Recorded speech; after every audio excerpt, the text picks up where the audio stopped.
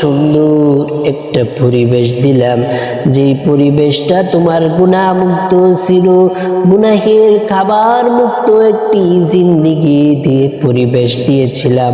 তুমি মায়ের গর্ভের ভিতরে ছিলা, তুমি পেটের ভিতরে ছিলা, তখন আমি রব সেদিন এমন করি নাই।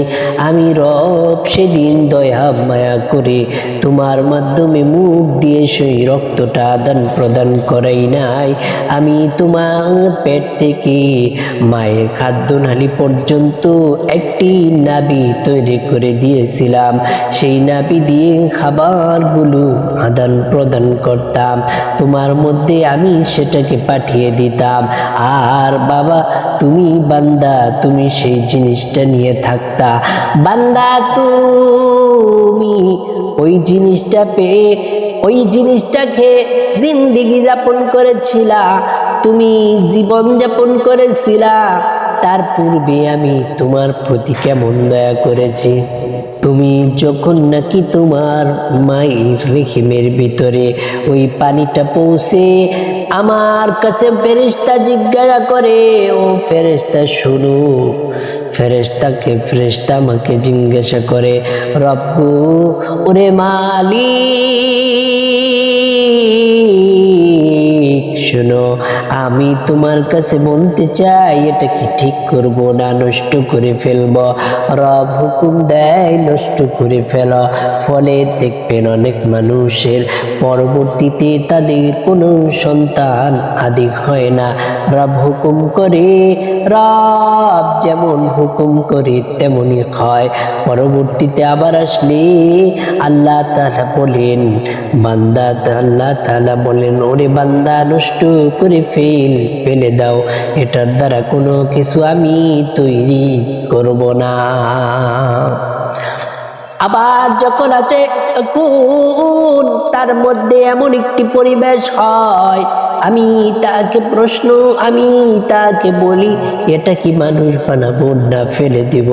ফেরেশতাকে বলবো, ফেরেশতাকে যখন বলি এটা দিয়ে তুমি কাজে নাও, সাথে সাথে সেটা আমাকে প্রশ্ন করে, মালিক বলেন এটা দিয়ে আমি পুরুষ বানাবো নাকি মহিলা বানাবো?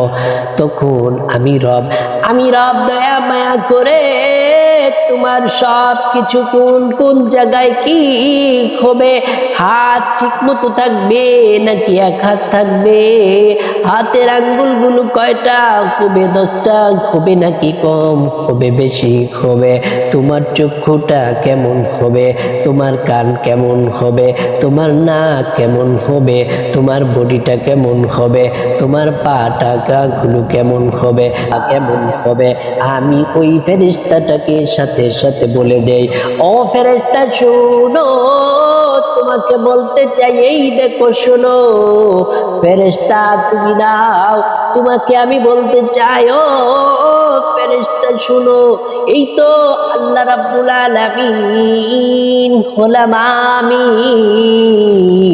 আমি মায়া করে তোমাকে বানাইলাম।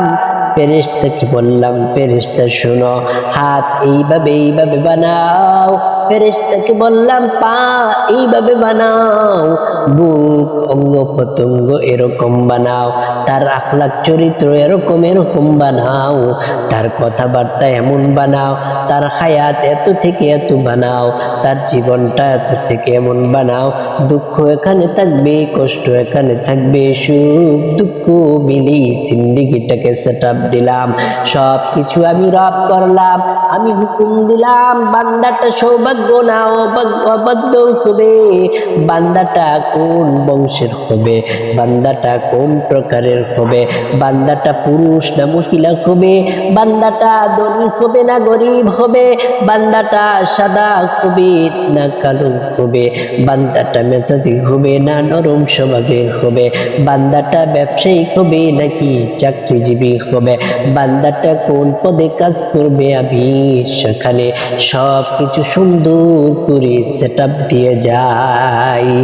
পরিশেষে আমি বলতে থাকি, ও ফেরেশতা শোনো, তোমাকে আমি বলতে চাই, এই তো মুখটা আমি আমার কুদরতি হাত দিয়া বানাইতে চাই, আমার কুদরতি হাত দিয়ে আমি তোমার চক্ষু দুটাকে সেটাপ দিলাম, আমার কুদরতি হাত দিয়ে আবার দুইটা কানকে সেটাপ দিলাম, আমি কুদরতি হাত দিয়ে তোমার ওই কপালটাকে বানাইলাম, আমি ওই কপালটা দুর্ভাগ্য তুমি কেন এমন যে আমি যেটাকে বানাইলাম, আমি যেটাকে নিজের কুদরতি হাত দিয়ে বানিয়ে তোমার মধ্যে আমি সেট আপ করলাম, ওই কপালটা নিয়ে কেন তুমি মাজারে গিয়ে তুমি হতভাগার মতো সিজদা করো?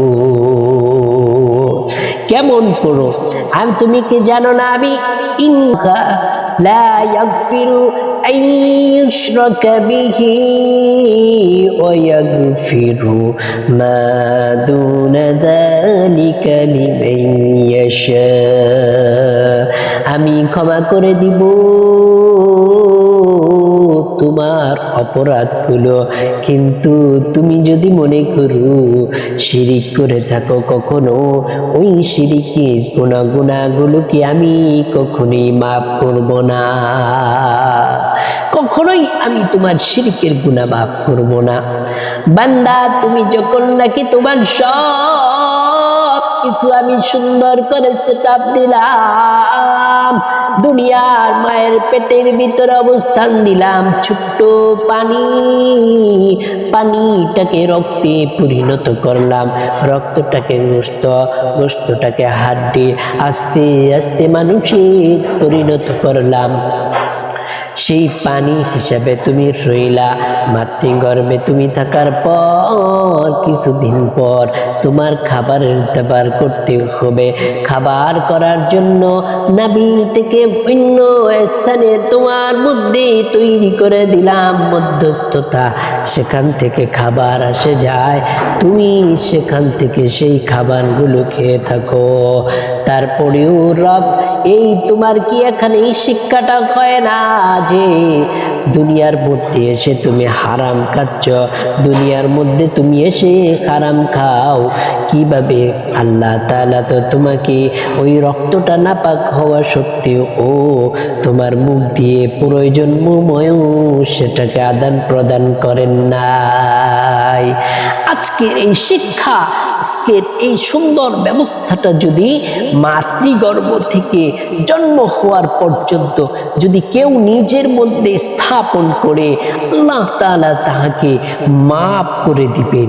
কেমন একটি সুন্দর যে দুনিয়ায় আসলাম, দুনিয়ায় এসে হারাম খাচ্ছি, ধরে আমারই তো সেখানে হারাম খাওয়ায় নেই, দুনিয়ায় এসে আমি হারাম কথা বলতেছি, আরে সেখানে তো হারামের কোনো সিস্টেম ছিল না, দুনিয়ায় আমি কত রকমের রং করতেছি, সেখানে তো ছিল না, কিন্তু সাথে ছিল, বন্ধু ছিল আল্লাহ তাআলা।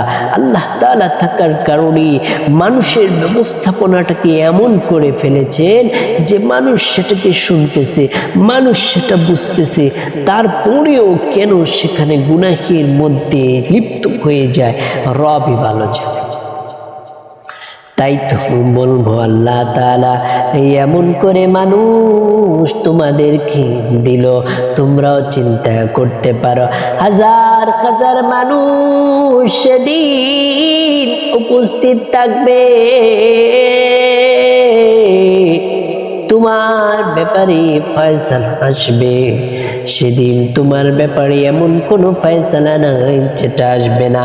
তুমি সেদিন ফয়সালার মধ্যে যদি ধরা খেয়ে যাও, আল্লাহ তাআলার সামনে তোমার কোন জবাব আছে কিনা? নেই।